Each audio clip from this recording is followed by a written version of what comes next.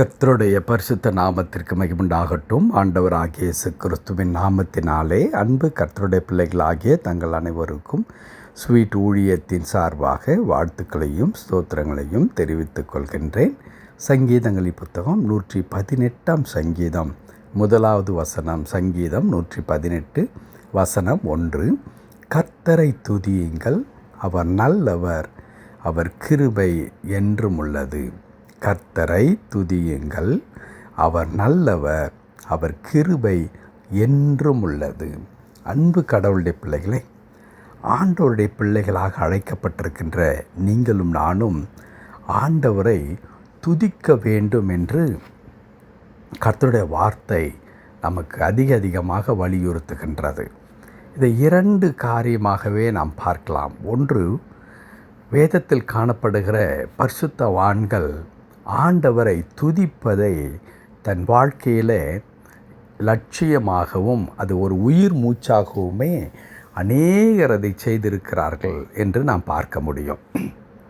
எல்லா சூழ்நிலைகளிலும் கடவுளை துதிப்பதை ஆபிரகாம் முதற்கொண்டு, ஏன் ஆதி மனிதனாகிய ஆதாமிலிருந்து கடவுளை தொழுது கொண்டார்கள், கடவுளை ஆராதித்தார்கள், கடவுளை தேடினார்கள் என்ற காரியத்தை எல்லாருடைய வாழ்க்கையிலே நாம் பார்க்க முடியும். அப்படி கடவுளை தொழுது கொண்டே கடவுளை துதித்த மக்களுடைய வாழ்க்கை எப்படி இருந்தது என்று பார்த்தால், அப்படி துதிக்கிற மக்களுடைய வாழ்க்கையில் ஒரு மாபெரும் மாற்றங்கள், அற்புதங்கள், அதிசயங்கள் நிகழ்ந்து கொண்டே இருக்கிறதை நாம் பார்க்கிறோம். ஆபிரகாமை எடுத்துக்காட்டாக நாம் சொல்ல வேண்டுமென்றால், ஆபிரகாம் ஒரு பரதேசியாக ஓரிடம் விட்டு இன்னொரிடம் பெயர்ந்து போய்கொண்டிருந்த ஒரு மனிதர். ஆனால் அவரை குறித்து நாம் வாசிக்கும் பொழுது வேதம் இப்படி சொல்லுகிறது, அவர் எங்கெல்லாம் போய் தங்குகிறாரோ அங்கெல்லாம் ஒரு பலிபீடத்தை கட்டினார் என்று நாம் பார்க்கின்றோம்.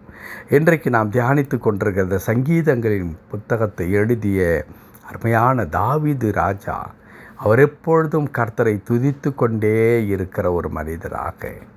சாத்ராக், மேஷாக் போன்றவர் சொல்லுகிறார்கள், நாங்கள் கடவுளை தவிர வேறு யாரையும், ஜீவனுள்ள ஆண்டவராகிய எங்கள் யெகோவா தெய்வத்தை தவிர வேறு யாரையும் நாங்கள் ஆராதிக்க மாட்டோம் என்று சொல்லுகிறார்கள். இப்படி அநேகரை ஒன்றன் பின் ஒன்றாக நாம் சொல்லிக்கொண்டே போகலாம். சாதாரணமாக இருந்த மக்கள் கடவுளை துதிக்க அசாதாரணமான காரியங்களை கடவுள் அவர்களுடைய வாழ்க்கையை செய்து கொண்டே இருந்தார் என்பதை நாம் பார்க்க முடியும். 2வதாக, கடவுள் அப்படிப்பட்டதான துதிகளை அவர் எதிர்பார்க்கின்றார்.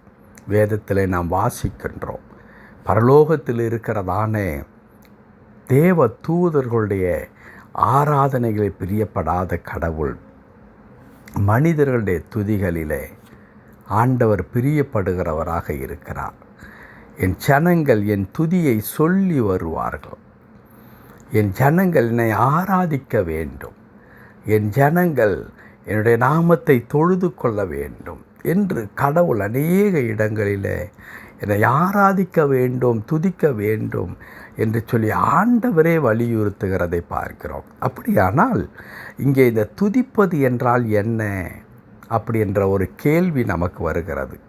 ஒன்று, கடவுளை எதிர்பார்க்கிறார் என்ற பொழுது இன்றைக்கு காலகட்டத்தில் இருக்கின்ற அந்த துதிகளை நாம் ஒப்பிட்டு பார்ப்போமானால் ஒரு சந்தேகத்தை ஏற்படுத்துகிறது. என்ன சந்தேகம்?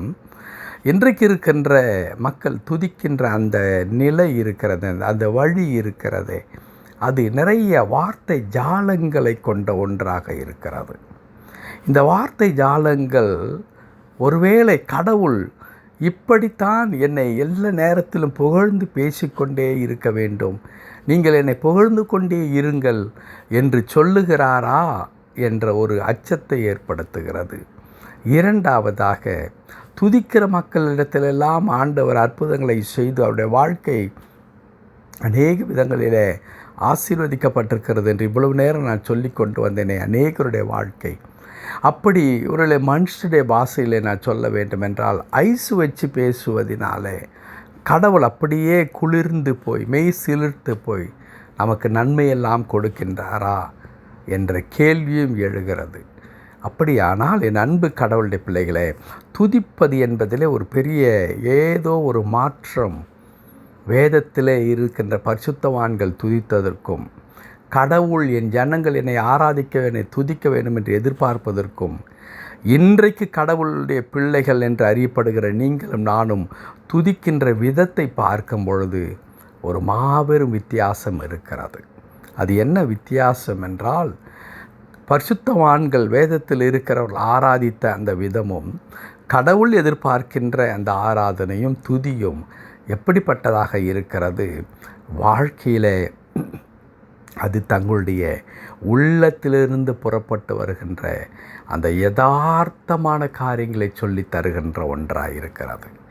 கடவுளிடத்தில் அவர்கள் எதை பார்க்கிறார்களோ, கடவுளிடத்தில் இருந்து எதை கேட்கின்றார்களோ, கடவுளிடத்திலிருந்து எதை பெற்று கொண்டார்களோ அதற்கு அவர்கள் நன்றி நிறைந்தவர்களாக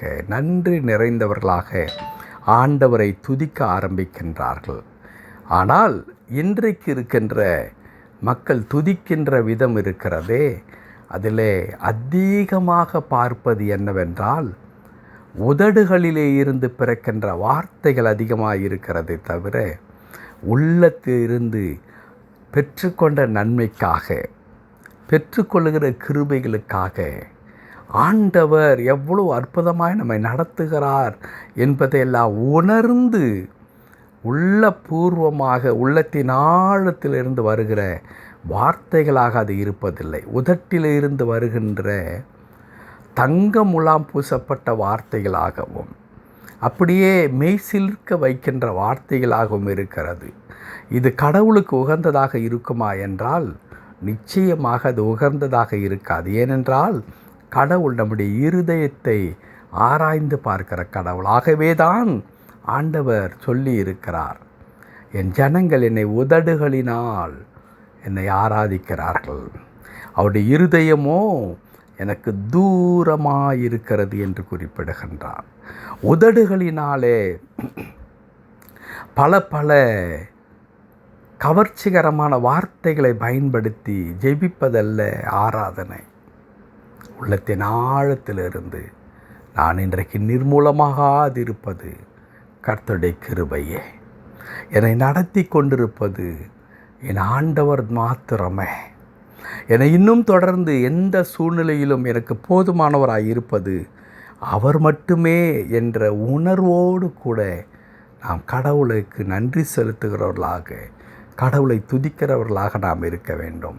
தாவீது சொல்லுகிறார் பாருங்களேன், கர்த்தரை துதியுங்கள். ஏன் துதிக்க வேண்டும்? அவர் நல்லவர், அவர் நல்லவர்.